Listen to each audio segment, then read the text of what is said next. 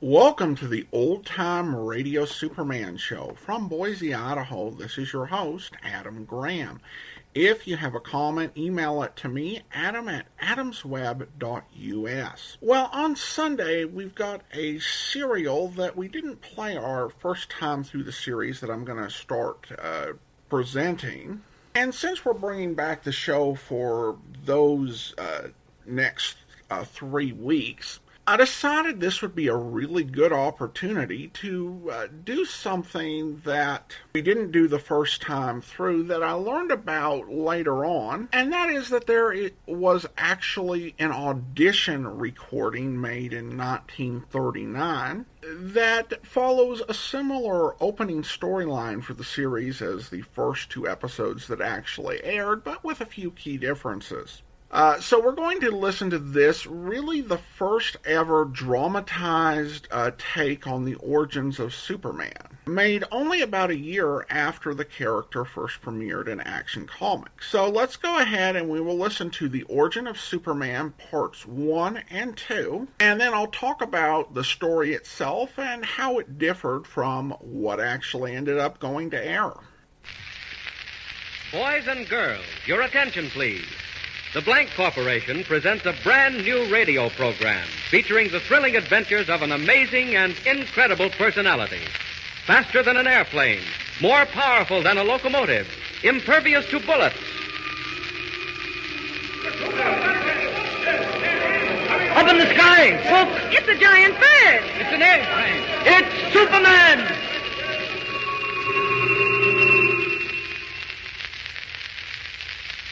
Superman, a being no larger than an ordinary man, but possessed of powers and abilities never before realized on Earth. Able to leap into the air 1/8 of a mile at a single bound, hurdle a 20-story building with ease, race a high-powered bullet to its target, lift tremendous weights, and rend solid steel in his bare hands as though it were paper. Superman, strange visitor from a distant planet, champion of the oppressed, physical marvel extraordinary, who has sworn to devote his existence on Earth to helping those in need.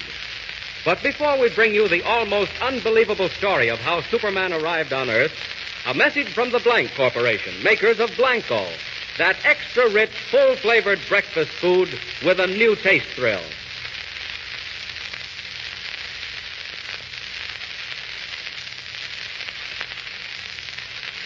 Now for the story of Superman. And as it begins, we ask you to come with us on a far journey. A journey that takes us millions of miles from Earth, where the planet Krypton burns like a green star in the endless heavens. Here civilization is far advanced. It has brought forth a race of supermen, men and women like ourselves, but advanced to the absolute peak of human perfection. As we near Krypton, we see high walls and gleaming turrets. We approach the magnificent Temple of Wisdom. There, in a great hall, Jor-El, Krypton's foremost man of science, is addressing a meeting of the planet's governing council. Attention, gentlemen. Attention. Jor-El speaks. Members of the council, I have completed my solar calculations, and much as I dread uttering these words, I have come to the conclusion Krypton is doomed.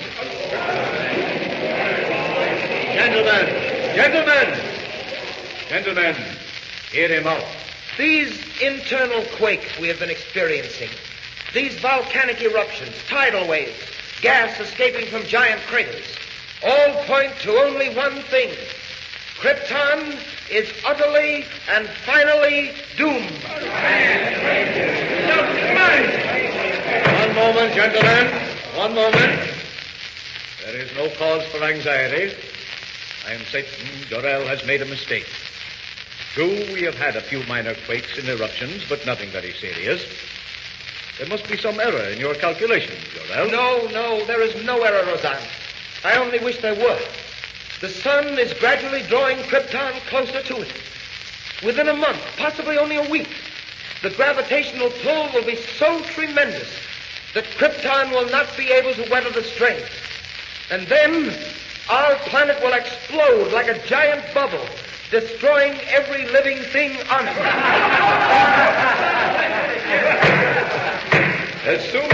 the moment, Jor-El, that what you say is true, how are we to avoid it? What can we do to stop it? There is only one way. As you all know, I have been working on a spaceship designed for interplanetary travel. With time and united effort, we might transport the entire population of Krypton to another world. Impossible. Where would we go? To the Earth. My studies tell me the atmosphere of the Earth is very nearly the same as our own. You have been working too hard, Jor-El. You need a rest. Now, believe me, we have the utmost respect for your knowledge and integrity, but this is carrying it too far. Planets as large as Krypton do not explode, Jor-El. Do you hear that? It is the forewarning of doom. Every moment is precious now. Threats like that are sounding the death knell of Krypton. It will happen, and happen soon. When the last great eruption comes... When it comes, Jor-El, it shall find us all ready. If Krypton is to die, we shall die with it. The parting would be much too severe. All right. Laugh if you like, Roseanne. And you, members of the council. I have no time to laugh. My wife, Lara, and my infant son are dear to me. It is not my wish to stand by and see them destroyed. Laugh, all of you. But a time will come, and that time is perhaps very close at hand, when you will wish you had heeded the words of Jor-El. Now you think me a fool. But remember what I have said, gentlemen. When Krypton is shattered into 1,000 million stars, when the glorious civilization we have built is no more, when you and your families are swept from the face of Krypton like dust. Order. Order, gentlemen. Order. You have heard Jor-El speak. Is it your wish that we devote time and money to the building of spaceships for the transportation of Krypton's population to another planet? No! I am sorry, Jor-El. The council has spoken. Yes, and signed the death warrants of every living thing on Krypton. Well, I have done my best to convince you. Now all that remains for me is to proceed with my own means of salvation. My own spaceship to save the lives of those near and dear to me. As for the rest of you, may the gods have mercy on your souls.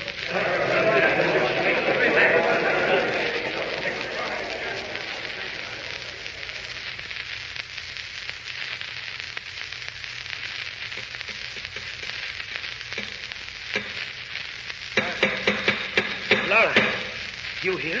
I came out to take the air on the terrace. It's been terribly hot all day. Is that because we're being drawn to the sun, Jor-El? Yes. What did the council have to say about that? I didn't mention it. Is the model of your spaceship almost finished? I just drove the last rivet. How does it look? Splendid, but will it work? That remains to be seen.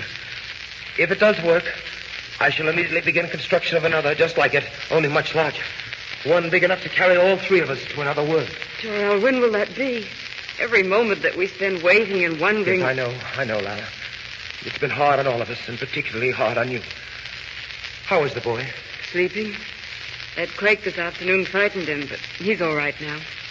Can't you come in and look at him? You scarcely see him these days, what with working all hours on the spaceship model. It can't be helped, dear. I'm racing against time. Right now, I'm anxious to know whether the model will behave as I hope.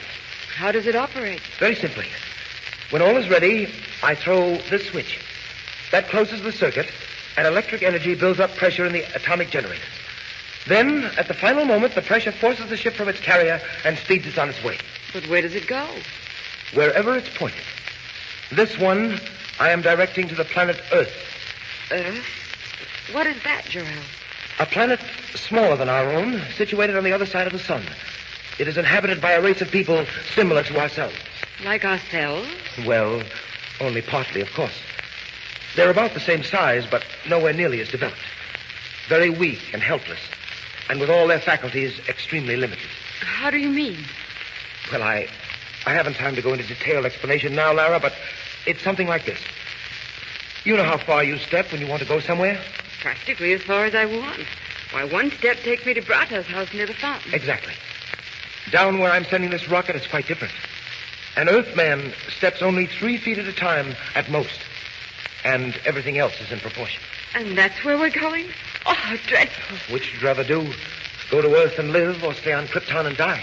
I'll do anything you say, Jor-El. Anything. It doesn't matter to me whether we live or die as long as we're together. It's only the boy I worry about. Little Kal-El. Lara, don't worry. He'll be saved. When will the model be finished so that you can start on the big one? It is finished. In the morning, just as dawn breaks, I'll send it on its way, watching its flight through a high-powered telescope to see whether it lands safely on Earth. Is that the place you plan to take Kal-El and me? We could not breathe on any other planet but the Earth. It happens to have an atmosphere similar to Krypton. I suppose you know best, Jor-El. Are you coming in? Seems to have gotten oppressively hot. Yes, it has. I wonder... Lara, do you hear that? Yes. What is it? Subterranean explosions. Do you feel the ground trembling? Yes, I do. Jor-El, do you think that Lara, I'm afraid it's come. Where is the boy, Kal-El? What do you mean? Get him quickly. This is the end. Jor-El, what can we do? Nothing. I'm not ready. Oh, what a fool I've been to delay. Oh, it isn't your fault, Jor-El. You did all you could. If only the spaceship was large enough so we could take a chance. Jor-El, would it carry one of us safely to Earth? Oh, I think so. But where are you going? Stay here with me. I'm getting Kal-El. If one of us can be saved, Jor-El, it should be the boy. Quickly! No, Lara, come back. If one must go, it should be you.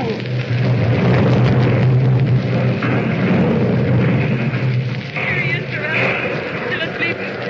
Goodbye, Kal-El. Oh, please, Lara. No, Jor-El, listen to me. We both stay here. Kal-El goes in the spaceship. If there is a chance, Jor-El, one little chance, I want it for my son. Maybe you're right, Lara. Jor-El, look. The sky is fiery red. The mountains. Look, the mountains are falling in. Oh, Jor-El, what's happening? The end of Krypton, Lara. Just as I foretold. This is the last great quake. Jor-El, distant explosion. Quick, give me the boy. Kal-El. What are you doing, Jor-El? Opening the door, putting it aside. Jor-El, the house is swaying. Breaking apart. Oh, look, Jor-El. There, he's safe inside. Now for the switch. Stand back, Lara. Oh, Jor-El, will he reach the Earth? Only the gods know. But there's a chance. The only chance. Stand back, Lara. I'm throwing the switch. Oh, Jor-El, it's getting dark. I can't see. What happened? It's fire. Smoke from the center of the planet. Not much time now. Hold me, Jor-El. Has the spaceship gone? No, not yet. Waiting for pressure. We may have been too late. If it doesn't work up soon... Lara, it's off. It's on its way. Jor-El, where are you? Here, beside you, Lara. Listen, can you hear me? Our boy, Kal-El. Our son, Lara. He's on his way. On his way to Earth.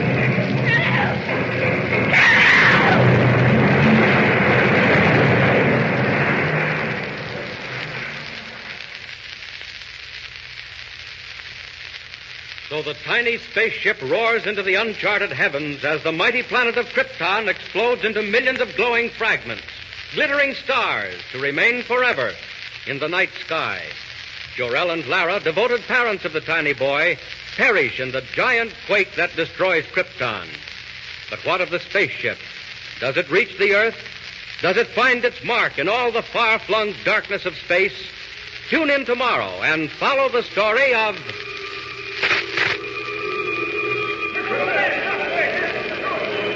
Up in the sky, look! It's a giant bird. It's a plane! It's Superman!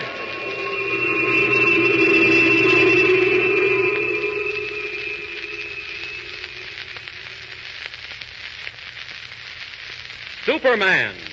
Don't forget, tomorrow, same time, same station, The Adventures of Superman. Brought to you by the Blank Corporation, makers of Blanco.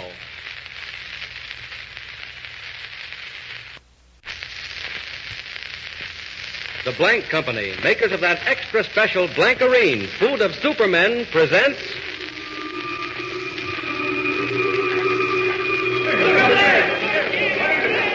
Up in the sky, look! It's a bird. It's a plane! It's Superman!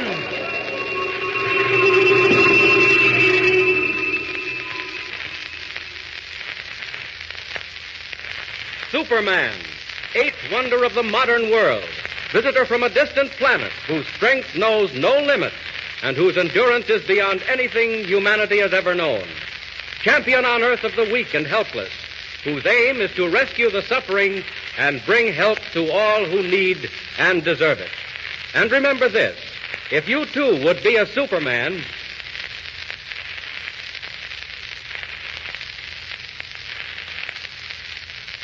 and now, Superman. Yesterday, we saw how the child of Jor-El and Lara was placed in the rocket ship and sent on his way to Earth, while his parents died in the terrible explosion that wiped the planet of Krypton from the universe.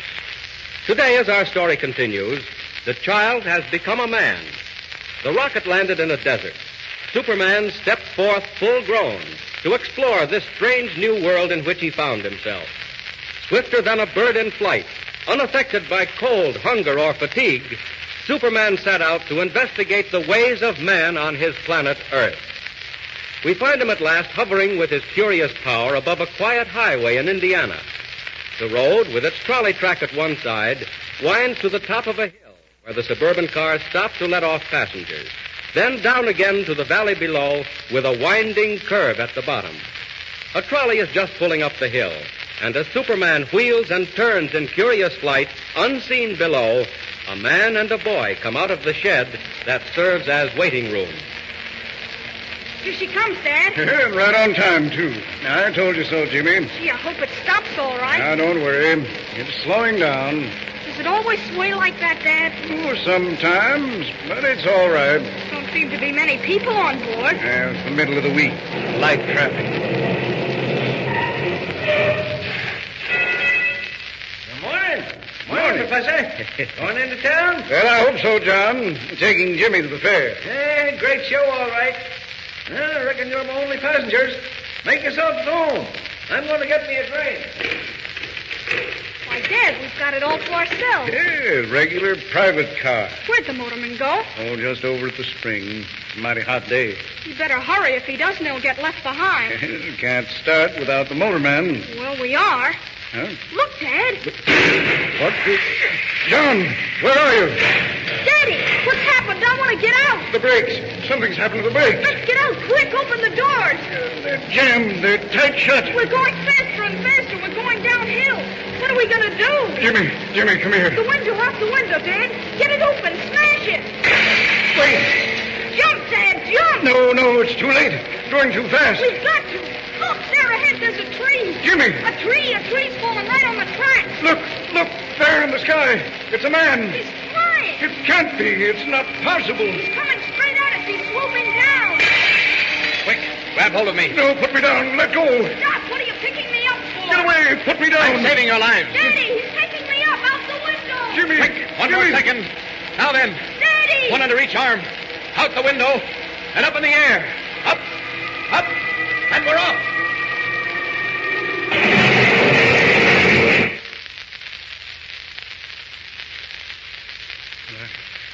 I don't know what to say. Quite all right, Professor. Pulling you and the boy out of that car was nothing. I can't believe it. Who are you, anyway? Where do you come from? I have no name. I come from a world that no longer exists. Here in this world of yours, men would call me a Superman. It's a dream, a wild, impossible dream. But, Daddy, it happened. We saw it. He flew down, took us under his arm. And out of the car, that's all. Nothing so strange about that. You saved our lives, Jimmy's and mine. I don't understand even now, but I'm grateful. Are you, Professor? Do you doubt it? Would you do something to prove it? Would we? Anything at all. Then make me a promise. Promise that you'll say nothing at all about what's happened. What? Don't you want people to know? Not just yet. I want no one to know, except those I help. Will you promise? If you wish. I do. Believe me. Then you have our word. Is that all? No. You've given me your promise. Now I want your advice. You want advice from us? You know this world. I am a stranger. You know the people in it. And I have still to find them out. You want to meet men, is that it? Not meet them, Professor. Observe them. Study them. See them at their best and their worst. Know which to help and when help is needed. If you can tell me that. Daddy, can we help him? Well, I think so, Jimmy. If that's what he wants, and all he wants. To me, it's a great deal. My friend, if we can call you that. I hope we can. My first friends on this earth. To mingle with people, to see men at the highest and lowest, if that's what you want, go to a newspaper, a great metropolitan daily. A newspaper. I'll do it. And join their staff. Be a reporter. But you can't do it in those clothes. Not that blue costume with the cloak and the shield on your breast. Gee, you just couldn't. Jimmy, these are the cloak and the shield of Superman. If I become as other men... Professor, I'll do it. I'll take your advice. And I thank you for it. But no thanks. If there were only something more. There is. Remember your promise. And now, goodbye. I've stayed too long, and I'm off. Goodbye. Dad, look, he's flying again.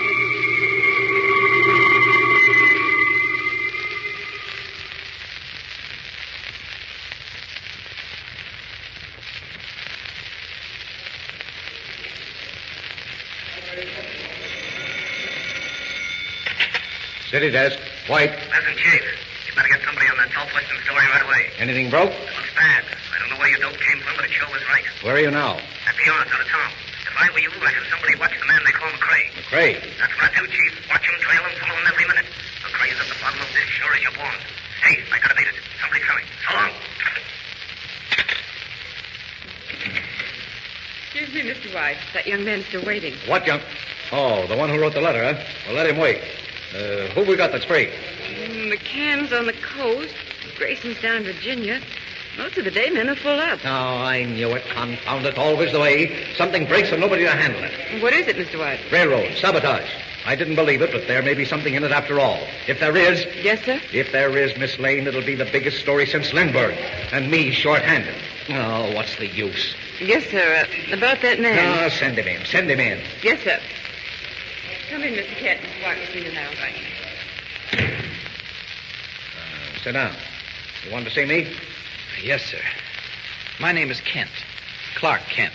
What can I do for you, Mr. Kent? Well, Mr. White, you can give me work, I hope. Work? On the paper? Yes, sir. I'd like to be a reporter. Oh, you'd like to be a reporter. Floyd Gibbons in disguise. No, sir. Not Floyd Gibbons. Ever done any reporting? No, sir. No, sir. But you think you'd be a whiz, eh? I know. I'm sorry. Just the same. You haven't any openings? Not for greenhorns. I'm sorry if I'm blunt. But, Mr. White, even if I am a greenhorn, suppose I brought you a good story. And where would you get it? I'm afraid you'll have to excuse me, Mr. Kent. A really good story? Such as? Such as the complete inside on the man called McCrae on the Southwestern Railroads. Huh? What's that? You heard me. Do you want that story? Do I want it? Well, I should say I do. But look here. I think I could get it for you, Mr. White. What do you know about McCrae? A little bit. Where'd you even hear his name? In connection with railroads, Mr. White. Stop beating about the bush. I only heard the beginning of that myself yesterday morning. Not a paper in the country has carried a line. And yet I come in here and talk about it. I think I could do something with that, Mr. White. Now, look here, Kent. Mysterious secret messages have threatened to tie up every railroad in the country, beginning with the Southwest... My goodness, Mr. White. For a while, the road paid no attention. Then the cracked flyer on the P&R went off a bridge. Yes, I read about that. Yeah, naturally. But you didn't read about the warnings, because they weren't printed. Weren't printed? No, and they won't be. Not until the FBI in Washington has checked all the angles, and then this man McCrae... Oh, yes. Yes, McCrae. Well, where do you come in? How did you get to know McCrae? Excuse me. City desk, White. My friend, tomorrow night the Flying U leaves Denver for the west. It will not arrive in Salt Lake City. Hey, what's that? Who's this? I have been called McCrae. That is all. Hey, come back here. Wait. Who was that just called me? Trace him. Find out where he was. I'm sorry, sir. We cannot do that. The party is disconnected. Ah, nuts. Beg pardon, sir, but if that call did come from McCrae, I should be inclined to believe it. How do you know who that was? I should warn the officials in charge of the Flying Ute. Now, look here. You couldn't hear that phone. What is this? As I was saying, Mr. White, suppose I brought you a good story. A really good story. The story of how the Flying Ute was wrecked on its way to Salt Lake. I take chances, Kent. I'm going to take a chance on you. Thank you, Mr. White. It's 2,000 miles. You'll have to hop a plane. I'll get there, Mr. White, in spite of the weather. Good Lord, I hadn't noticed. Well, get to the airport anyway. You rang, Mr. White? Miss Lane, this is Clark Kent. temporarily attached to our staff. You'll note I said temporarily. Yes, sir. Kent leaves for the west with the first plane. Get him tickets and a $200 advance. Mr. White, all planes are grounded. That's all right, Mr. White. I'll get there. Take him outside and show him what he needs to know. Well, Mr. White, I'd like to thank you. Oh, let it go, Kent. Let it go. Get a story and you get a job. You're either clairvoyant or the luckiest guesser alive. Either way, I can use you. But if you miss out, well... This way, Mr. Kent. Thank you, Miss Lane. It's good of you to show me around. Pretty lucky, I'll say. 100 good newspaper men walking the streets, and you walk right into a job. I say, I am lucky. You wait in here, the anteroom to the cashier's office. Well, I really don't need an advance. Playboy in disguise, eh? I said wait here. Ah, what a beast of an evening. Don't fall out that window. It's 20 stories down. Beautiful view, even in the fog. You wait right here till I get your money. Then I'll introduce you to a few real newspaper men. Plane's grounded. 2,000 miles to go. Nobody's looking. I'm afraid I can't wait.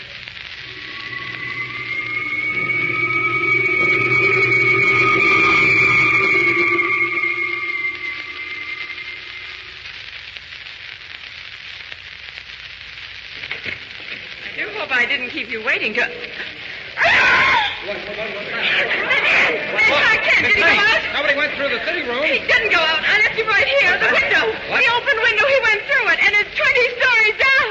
What do you say? What do you mean by that? I don't understand what you mean. I don't understand what you mean.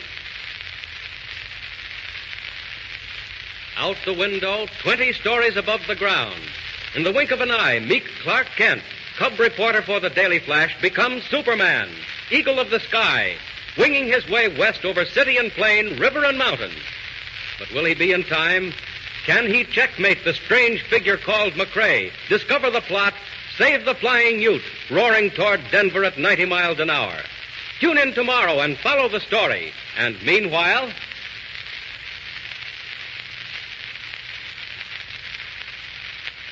remember, tomorrow, same time, same station. Up in the sky! Look! It's a bird. It's a plane! It's Superman!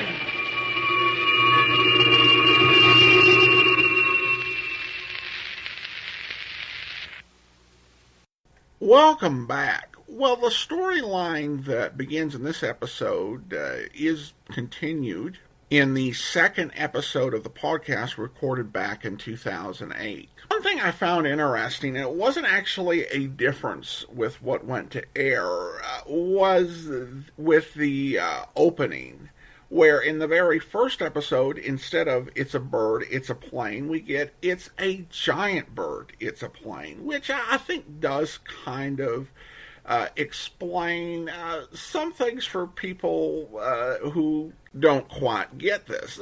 This has really become such an iconic pop culture opening. I think even some of the more modern Superman stories have referenced it, though always early on, and I think with good reason. I heard a comedian recently say, okay, what were those first two people excited about? You know, it's a bird, it's a plane. And the implication is, yeah, big deal. It's a bird, it's a plane. But it's a giant bird. May help explain that. Nobody who ever saw Superman flying through the air said, oh, I thought that was a blue jay. Yeah, imagine if you were that you're in this, just normal downtown late 1930s city, and you see something that looks like a giant bird flying through the sky. And this is the city, and in most cities you don't get birds, much bigger than a pigeon. And you look up and see this bird that looks really, really big, really blue. You have no idea what this thing is. And that's your best guess. The other guy says it's a plane. But keeping in mind that this object is close enough for you to make out and close enough for you to realize that it's larger than an actual, little tiny bird, the idea that it's a plane is not necessarily comforting because a plane should generally not be flying that low. And aviation itself was still, relatively new. It had been less than 40 years since the Wright brothers' first flight. If you see a small plane flying through town, flying really low, that could really be something to be alarmed about. Not only that, but in 1939, depending on when this was recorded, World War had started, or there was a lot of intrigue going on between foreign powers. So if some foreign power who was going to draw the U.S. into another war had developed some miniature plane that was going to work some sort of mischief.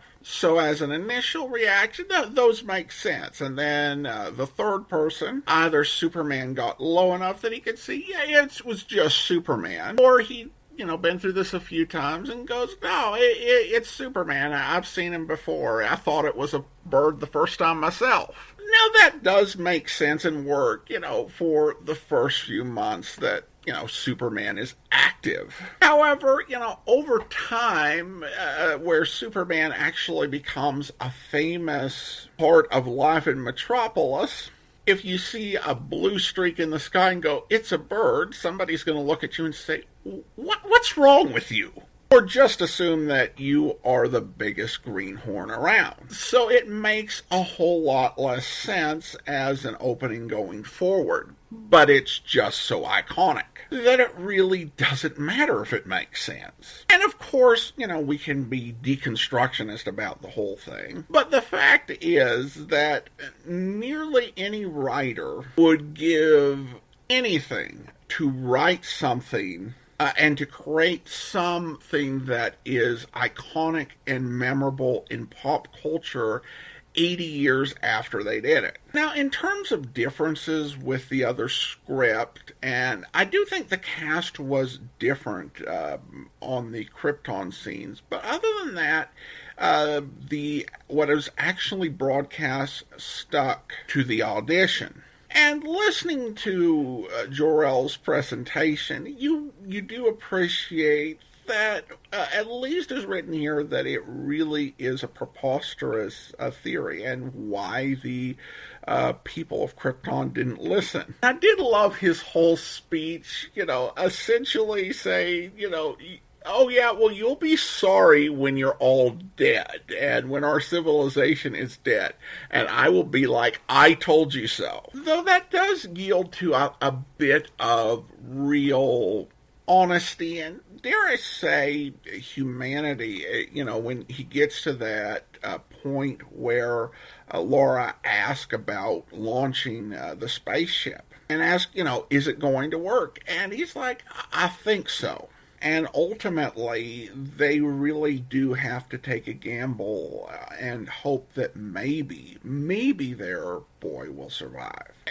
And it is really something unique. I think we've kind of gotten used to Superman starting with the origin story that, we even get to the point of, can we not start with the origin story? But it's something that you really did not hear in radio, where you would have your first episode and your main character is a baby and the actor doesn't appear and you learn about all the details of his origin. So this was definitely a bit different for the time. I was also really specific about Superman coming down in Indiana, which is kind of amusing since so much of the series, they are totally non-specific, when Superman's traveling within the United States as to where actually he is, travels to another state, and of course Metropolis is not named as being in a particular state.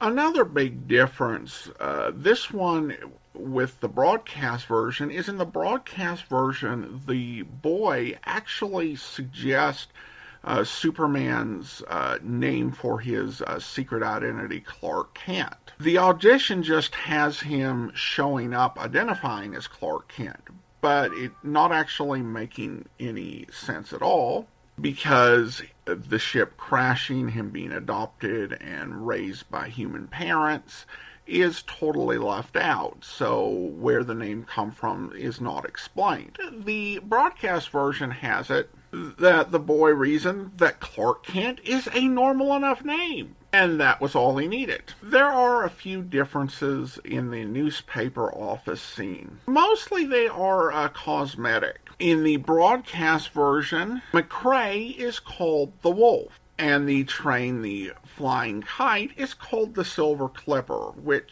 sounds more like a train. And as for the Wolf, radio really went in big for these sort of melodramatic villain names.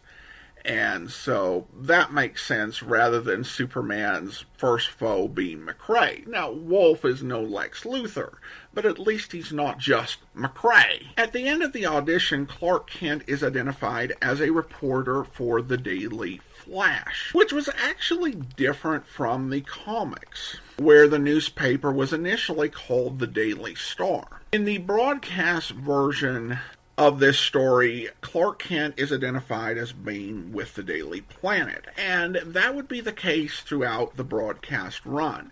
And actually designating the planet, which was essentially chosen so there would be no conflict with actual real newspapers and no confusion, since there were papers that were known as the Star. It actually appeared in radio February of 1940 and wouldn't appear until issue date of April of 1940 in the comics. However, the way comics were written, it was probably pretty close to simultaneous that they had made the decision that they were going to go with the Daily Planet branding, and it just, became universal throughout Superman's stories, whatever medium they were told in.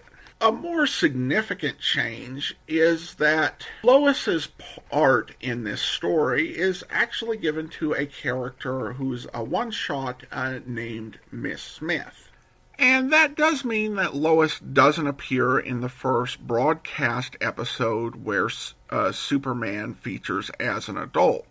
But it also means that she's not treated as like just a general gopher worker who will handle human resources tasks, and even in the 1930s, this would be really a clerical role and not something you would have a reporter go and do. Although it's a shame because they do save that line that Lois has about Clark getting this job off the street when there are so many newspapermen out there who can't find a job, which really is a Lois Lane sort of thing to say.